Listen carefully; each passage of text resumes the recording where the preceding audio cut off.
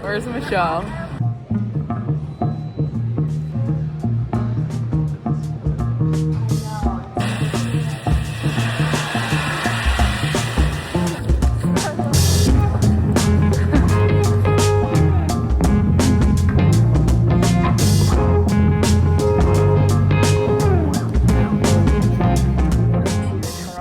From New York, got in yesterday, staying at my friend's place, and yeah, it's obviously cold here, but I haven't vlogged, I feel like, seriously in a bit. I'm still catching up on editing stuff from Buenos Aires right now, so I'm doing that. And yeah, I think all of the traveling has really been a lesson slash test for me, because as much as I like traveling, I think it's different when you don't have like a solid place to call home to return to, like I did when I was living in New York. I always like went back to New York. It's sort of North Carolina for me right now, but at the same time it's not like my place, so it feels different now. I guess sometimes like when you go beyond your boundary, that is a lesson, right? Because if you're always within your comfort zone, then you won't know like how far can you push it, and then sometimes you're like pushing it quite far and you're like, oh, I gotta like ease it back. And so I feel like this time period has been like a lesson for me too on how much I can withstand, basically, in terms of living out of a suitcase.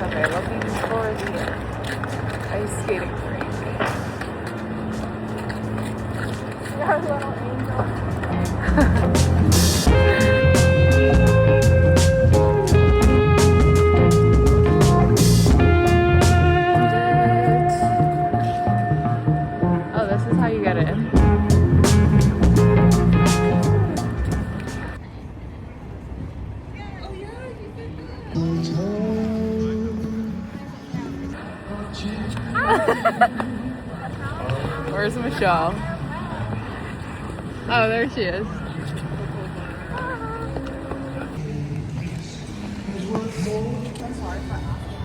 Oh, you're good. Oh my god.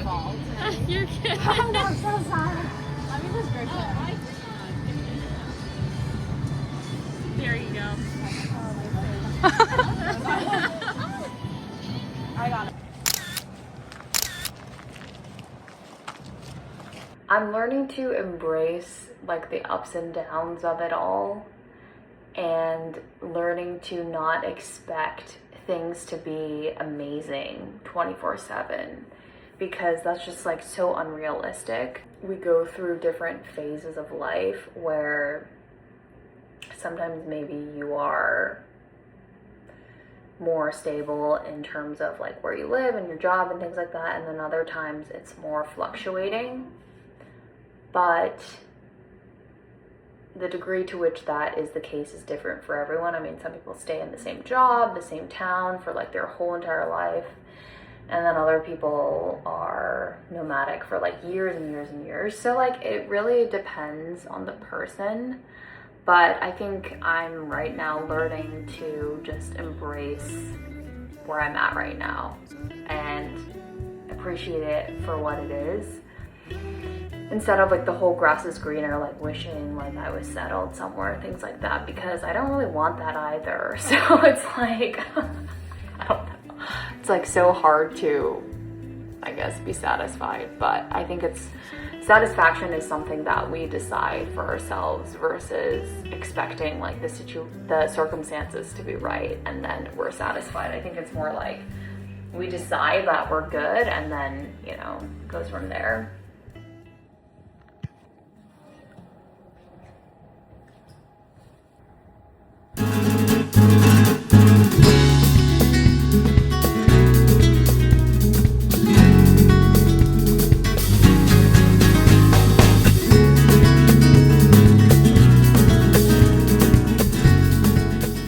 Getting back into it, I feel like I'm constantly getting back into it now because I haven't been as consistent with the gym.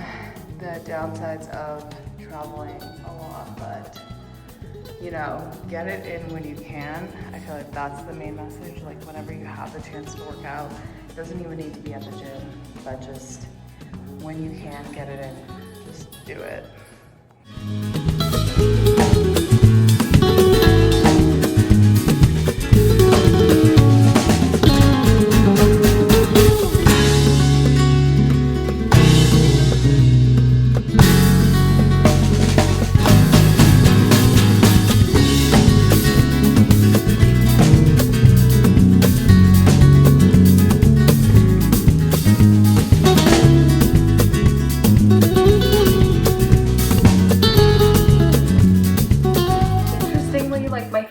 Texted me this morning because she was following up on an email thread that I had sent to her a couple days ago, and in it I was just saying, like, you know, because we haven't spoken in a few months, so I was like, oh, sorry if, you know, you've been worrying. And she followed up by text just saying, like, I'll respond to your email when I have a bit more time, because it was like a very meaty email, as you can imagine.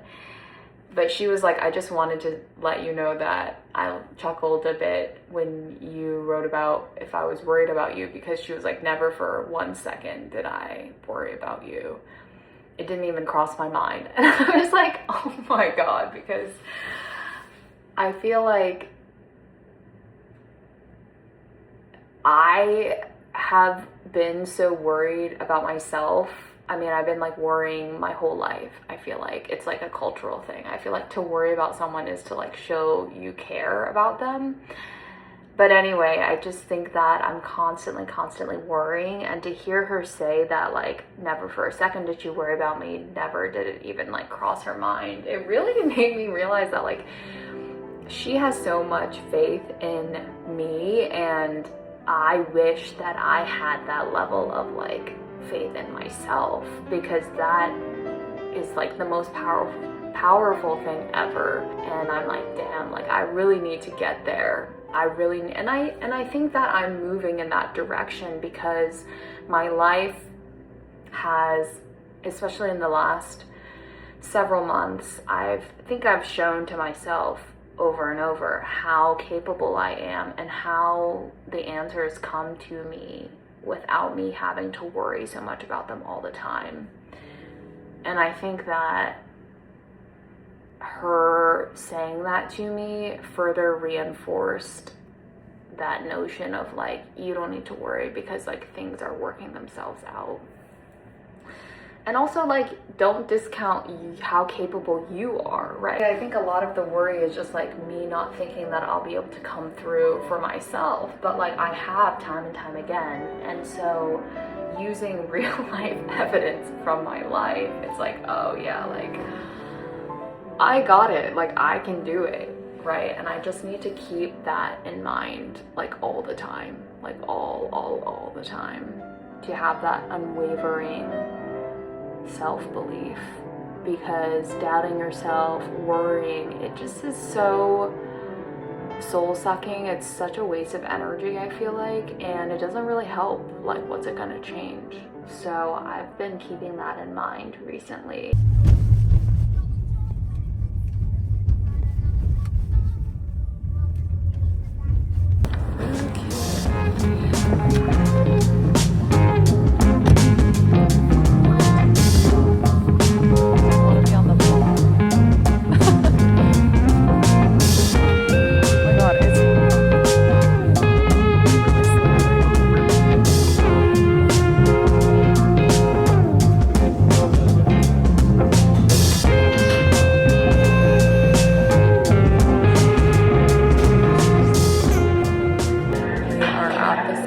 cafe that has like this Christmas market going on. We're here before we go to a screen printing workshop.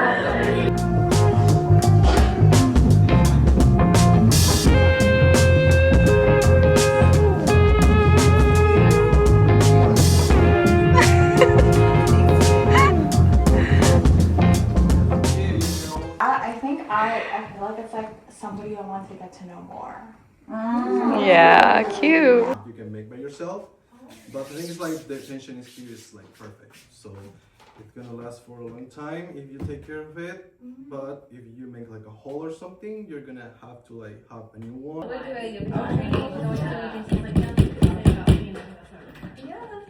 Farm, like all the cows have like AI like digital bells around their necks, which tells farmers data around like what they're eating.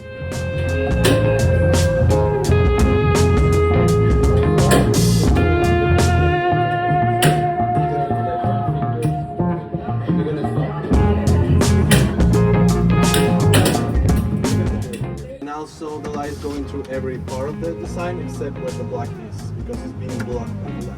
Because of that. So,